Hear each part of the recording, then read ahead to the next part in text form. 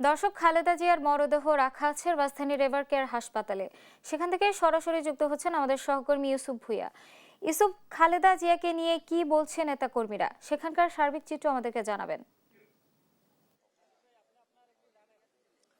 যেমনটি বলছিলেন যে আসলে খালেদা জিয়া সকালের মৃত্যুর পর থেকেই নেতাকর্মীরা এখানে উপস্থিত হয়েছেন। আসলে তারা শোকাহত এবং সারা দেশ থেকে নেতাকর্মীরা এখানে আসছেন। এখন রাত 11টার পরও আপনারা দেখতে পাচ্ছেন যে নেতাকর্মীরা এখানে উপস্থিত রয়েছে। আপনাদেরকে যদি একটু দেখানোর চেষ্টা করি যে সর্বস্তরের নেতাকর্মীরা এখানে এসেছেন এবং তারা তাদের শোক জানাচ্ছেন। এবং সকাল 6টার পর থেকেই সারা দেশ থেকে নেতাকর্মীরা এসেছেন এবং সেই সঙ্গে আপনি জানেন যে বিএনপির সকল স্তরের নেতাকর্মীরা ভিতরে এসেছেন। আপনাদেরকে একটা তথ্য দিয়ে রাখি যে বেগম খালেদা জিয়াকে আগামীকাল সকাল 9টা থেকে 10টার মধ্যেই তার মরদেহ নিয়ে হসপিটাল থেকে মরদেহ বের করা হবে এবং এখান থেকেই সরকার এবং বিএনপির পক্ষ থেকে যে তথ্যটি জানানো হয়েছে সেই জায়গা থেকে বলা হয়েছে যে এখান থেকে যে জাতীয় সংসদ ভবনের দক্ষিণ প্লাজায় বেগম খালেদা জিয়ার জানাজাটি অনুষ্ঠিত হবে এবং সেখান থেকেই বেগম খালেদা জিয়াকে শহীদ রাষ্ট্রপতি জিয়াউর রহমানের কবরের পাশে শায়িত করা হবে।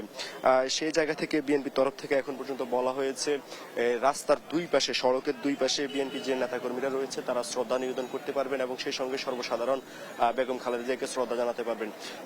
যেহেতু বেগম খালেদা জিয়ার জানাজাকে ঘিরে সারা দেশ থেকে নেতাকর্মীরা এবং সাধারণ মানুষ আসছেন, সেই জায়গা থেকে নিরাপত্তা এবং বিভিন্ন জায়গার চিন্তা করেই এই ব্যবস্থা নেওয়া হয়েছে বলেও বিএনপি তরফ থেকে জানানো হয়েছে। এবং এখান থেকে